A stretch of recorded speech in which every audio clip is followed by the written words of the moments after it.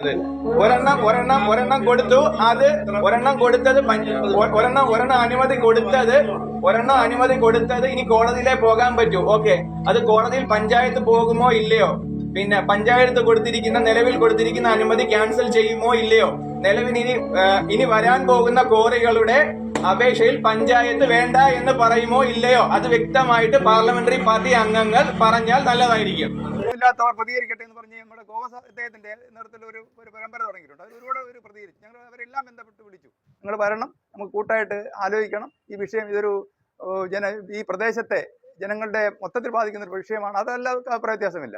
അപ്പോൾ വരാമെന്നാണ് സമ്മതിച്ചിരുന്നത്. അപ്പോൾ നമുക്കൊരു ഏകീകൃത സ്വഭാവം ഈ സമരത്തിന് വേണം. അതിനുവേണ്ടിയാണ് ഇത്തരത്തിൽ ഒക്കെ ഒരുപാട് അസംതൃപ്തരുണ്ട്. കണ്ണമ്പാറ ഞങ്ങൾ ഈ മേഖലാടിസ്ഥാനത്തിൽ യോഗങ്ങൾ കൂടിയിരുന്നു. ഒന്ന് കണ്ണമ്പാറ ഏകദേശം 70ഓളം പേര് ആണ് ആ ഭാഗത്ത് കൂടിയത്. മുട്ടത്തോണത്ത് കൂടിയിരുന്നു, അതും 10-60 പേര് കൂടി. ഇന്നലെ കാരോട് കൂടി, ആറുകാഞ്ഞരം, കല്ലടത്തണ്ണി, അങ്ങനെ നിരവധി പ്രദേശങ്ങളിൽ കൂടിയപ്പോഴെല്ലാം പാവപ്പെട്ട വീട്ടമ്മമാരുൾപ്പെടെ നിരവധി ആൾക്കാർ വരുന്നുണ്ട്. പക്ഷേ എങ്കിൽ പോലും നമ്മുടെ ഈ സമരം ഫലപ്രദമല്ല.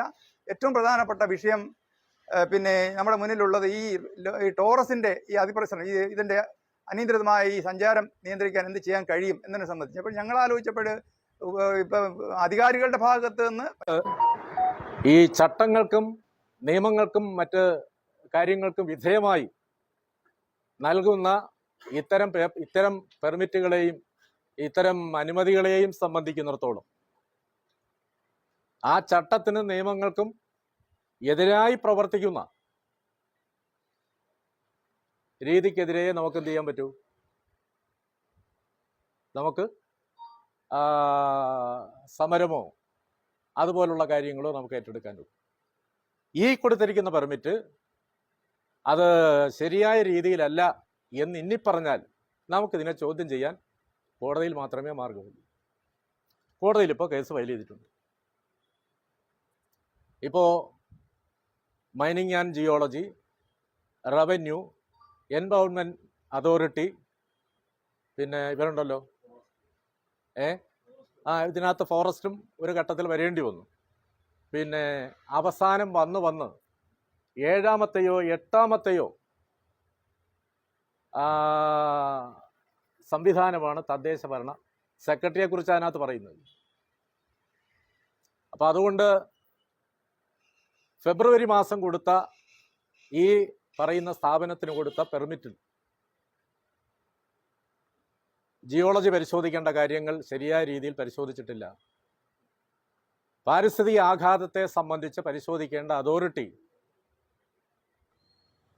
ഇതിൽ നിന്നുണ്ടാകുന്ന പ്രശ്നങ്ങൾ എന്താണെന്നുള്ളതിനെക്കുറിച്ച് വേണ്ടത്ര പരിസരവാസികളോടോ നാട്ടുകാരോടോ അന്വേഷിക്കാതെയും മനസ്സിലാക്കാതെയുമാണ് കാര്യം ചെയ്തിരിക്കുന്നതെങ്കിൽ അത് വീണ്ടും പുനഃപരിശോധനയ്ക്ക് വിധേയമാക്കണമെന്നുള്ളതാണ്.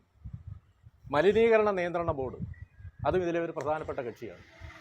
അപ്പോൾ ഇങ്ങനെ തുടങ്ങിയിട്ടുള്ള വകുപ്പുകളെ സംബന്ധിക്കുന്നിടത്തോളം അവരെല്ലാം എൻ ഒ സി കൊടുത്തിട്ടാണ് ഏറ്റവും അവസാനമായി ട്രേഡ് ലൈസൻസിന് വേണ്ടി പഞ്ചായത്തിൻ്റെ മുമ്പിലേക്ക് ഇത് വന്നിരിക്കുന്നത്. അത് പുനഃപരിശോധിക്കണമെന്ന് പറഞ്ഞുകൊണ്ടാണല്ലോ പരാതി പാർക്ക് കൊടുത്തിരിക്കുന്നത്. ഈ 5-6 വകുപ്പുകൾക്ക് കൊടുത്തിരിക്കുന്നത്. അവർ ഒരു ടീം എന്നുള്ള നിലയിൽ സംയുക്തമായി ചേർന്ന് ഈ കാര്യത്തെ സംബന്ധിച്ച് വീണ്ടും അത് പരിശോധിക്കണം. ഞങ്ങൾക്ക് ആ കൂട്ടത്തിൽ ഇന്ന കാര്യങ്ങൾ ബോധ്യപ്പെടുത്താൻ ഇവിടെ സത്യമായും യാഥാർത്ഥ്യമായും ഉണ്ട്. അതിനെല്ലാം മറച്ചു വെച്ചുകൊണ്ടാണ് ഇത് ചെയ്തിരിക്കുന്നത് എന്നുള്ളതിനെ സംബന്ധിച്ച് കൊടുത്തിരിക്കുന്ന പരാതികളെ സംബന്ധിച്ച് അതിന് വേഗത കൂട്ടുകയും അത് കുറേ കൂടെ സീരിയസ് ആയി ഇടപെട്ട് അന്വേഷിക്കുകയും ചെയ്യണമെന്നല്ലേ നമുക്ക് പറയാൻ പറ്റൂ. ഒന്നുമില്ല. ഇപ്പോൾ ഈ പാറക്കോറിയുമായി ബന്ധപ്പെട്ട് നിരന്തരം ബന്ധപ്പെട്ടിരുന്ന രാധാകൃഷ്ണനോ അല്ലെങ്കിൽ റംലി സാറോ ഒക്കെ മിനിസ്റ്റർ ഉൾപ്പെടെ കണ്ട സ്ഥിതിക്ക് ഇനിയിപ്പോൾ ഞാൻ എൻ്റെ ഒരു സജഷൻ വെക്കുകയാണ്. MVD തന്നെ പറയുകയാണ് എനിക്ക് സമയമില്ല എന്ന് പറഞ്ഞാൽ നമ്മൾ അത്തരം ഓഫീസുകൾക്കെതിരായിട്ട് സമാധാനപരമായ ഒരു സമരപരിപാടി നടത്തിക്കൊണ്ട് അവരെ ഇതിലേക്ക് കൊണ്ടുവരിക എന്നുള്ളതാണ്. MVDയുടെ മൊത്തം അവരുടെ ഫോഴ്സ് വരണമെന്നല്ല പറഞ്ഞത്. ഇവിടെ രാവിലെ 5 മണി നടക്കാൻ പോകുന്ന ഒരാളാണ്. ഏകദേശം ഈ ഗണപതിയുടെ ജംഗ്ഷൻ മുതൽ സ്കൂൾ വരെ കഷ്ടിച്ച ഒരാൾക്ക് നടന്നു പോകാൻ ഉള്ള സ്ഥലം ഒഴിച്ചാൽ ഒരു 10-40 ടോറസുകളാണ് കൊണ്ട് പാർക്ക് ചെയ്യുന്നത്. പരിപാടികളൊക്കെ നമുക്ക് ഇനിയെങ്കിലും നമ്മൾ ആസൂത്രണം ചെയ്യുന്നതുകൊണ്ട് കുഴപ്പമൊന്നുമില്ല. കാരണം വാഹനങ്ങളുടെ ഈ പാറ കയറ്റി വരുന്ന വാഹനങ്ങളുടെ അതിപ്രസരം വളരെ രാവിലെ മള്ളാർ സാറ് പറഞ്ഞ പോലെ 4 മണി മുതൽ വാഹനങ്ങൾ ചായ കുടിക്കാൻ തന്നെ അവരിവിടെ ഇട്ടിട്ട് ഇവിടെ ആ നിര കണ്ടാൽ തന്നെ നമുക്കറിയാം ഇവിടെ നിന്ന് എന്തുമാത്രം പാറയാണ് ഈ തിരിച്ചു പോകുന്നതെന്ന്. പലതും ഈ ഓഫീസ് ടൈം അല്ലെങ്കിൽ സ്കൂളിൻ്റെ ടൈം ലംഘിച്ചുകൊണ്ട് ആ സ്കൂൾ ടൈമിൽ തന്നെയാണ് തിരിച്ചു പോകുന്നത്. അത് പോകുന്ന നമുക്ക് വ്യക്തമായിട്ട് കണ്ടാലറിയാം, ഒരു കയ്യിൽ അവരുടെ കയ്യിൽ ഫോണാണ്. കാര്യം ഇവർ ഈ വഴിയിൽ ഉള്ള ആ ഒരു ചെക്കിങ്ങും കാര്യങ്ങളും മനസ്സിലാക്കുന്നതിന് വേണ്ടിയിട്ട് അവർ ഇപ്പോൾ തന്നെ ഞാൻ ഇങ്ങോട്ട് കയറി വരുമ്പോൾ ടോർസ് അങ്ങോട്ട് പോകും. തുടക്കം മുതൽ പറഞ്ഞ കാര്യങ്ങൾ ഇവിടെ പാറക്കോറിയുമായി ബന്ധപ്പെട്ടുള്ള വിഷയങ്ങളെല്ലാം ഇവിടെ പറഞ്ഞു. നേരത്തെ ഇവിടെ സംസാരിച്ച ഹരിയണ്ണ ഉൾപ്പെടെ പറഞ്ഞതുപോലെ ഐരവല്ലി പാറയുമായി ബന്ധപ്പെട്ടുള്ള നിരാഹാര സമരവുമായി ബന്ധപ്പെട്ട് ഒരു പകൽ മുഴുവൻ അവിടെ നിരാഹാര സമരത്തിൽ പങ്കെടുത്ത ഒരാളാണ് ഞാനും. 234 ദിവസമായിരുന്നു ആ സമരം. എനിക്ക് ഇന്നും ഓർമ്മയുണ്ട്. കാരണം അവിടെ എല്ലാ പാർട്ടികളും, രാഷ്ട്രീയ പാർട്ടികളും അതുപോലെയുള്ള ഇതുമായി ബന്ധപ്പെട്ടുള്ള പരിപാടിയിൽ അവിടെ നമ്മൾ പങ്കെടുത്തു. ഇവിടെ ഈ പറഞ്ഞതുപോലെ വളരെ അമിത ഭാരം കയറ്റിക്കൊണ്ട് വരുന്ന പാറയുമായി ബന്ധപ്പെട്ട് നമ്മുടെ ശ്രദ്ധയിൽപ്പെട്ടപ്പോൾ തന്നെ അതുമായി ബന്ധപ്പെട്ട് അതാത് അതോറിറ്റികളിൽ കൃത്യമായി ആ പരാതി നൽകുവാൻ നമ്മൾ തീരുമാനിച്ചു. അപ്പം അതുമായി ബന്ധപ്പെട്ടുള്ള ഏത് തുടർ സമരങ്ങൾക്കും ഒരു ജനപ്രതിനിധി എന്നുള്ള നിലയിലും ഇവിടുത്തെ യുവജന പ്രസ്ഥാനത്തിൻ്റെ നയിക്കുന്ന സംഘടനാ പ്രവർത്തകൻ എന്നുള്ള നിലയിലും ഇവിടെ സമരസമിതി എടുക്കുന്ന എല്ലാ ജനകീയ സമരത്തിനും എൻ്റെയും ഞങ്ങളുടെ പ്രസ്ഥാനത്തിൻ്റെയും പിന്തുണ ഉണ്ടാവുകയും ചെയ്യുമെന്ന് മാത്രമേ ഈ അവസരത്തിൽ പറഞ്ഞുകൊണ്ട് ഞാൻ എൻ്റെ വാക്കുകൾ അവസാനം. ഇതിന് തുടക്കം കുറിച്ച് പ്രധാനമായിട്ട് ഗ്രാമപഞ്ചായത്ത് തന്നെയാണ്. ഗ്രാമപഞ്ചായത്ത് അനുമതി കൊടുത്തത് കൊണ്ട് തന്നെയാണ് ഇത് തുടങ്ങിയത്. അപ്പം നമുക്ക് വിഭാഗത്തിലേക്ക് പോകാനല്ല. ഇപ്പോൾ പള്ളിക്കൽ പഞ്ചായത്തിൽ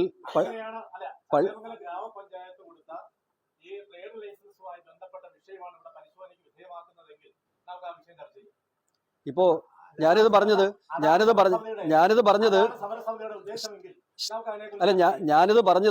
പള്ളിക്കൽ പഞ്ചായത്തിൽ ഇങ്ങനെ ഒരു പ്രശ്നമുണ്ടായി. ആ പഞ്ചായത്ത് ആദ്യം അനുമതി കൊടുക്കുക, അത് പിൻവലിക്കുകയും ചെയ്തതിന്റെ പശ്ചാത്തലത്തിൽ അവിടെ ആ കോരി നിർത്തലാക്കുന്ന ഒരു അവസ്ഥയുണ്ടായി. അതുപോലെ ഇല്ല. അപ്പൊ അതുകൊണ്ട് നമുക്ക് നിർബന്ധമായിട്ടും ഗ്രാമപഞ്ചായത്ത്, കാരണം ഇങ്ങനെയുള്ള ഒരുപാട് ആൾക്കാർ ഗ്രാമപഞ്ചായത്തുമായി ബന്ധപ്പെട്ട് ആ പ്രശ്നങ്ങൾ പരിഹരിക്കേണ്ടതായിട്ടാണ് നമ്മൾ രാഷ്ട്രീയ പാർട്ടി പ്രതിനിധികളെയും കൂടി പങ്കെടുപ്പിച്ചുകൊണ്ട് ഇങ്ങനെ ഒരു യോഗം വിളിച്ചു ചേർത്തിട്ടുള്ളത്.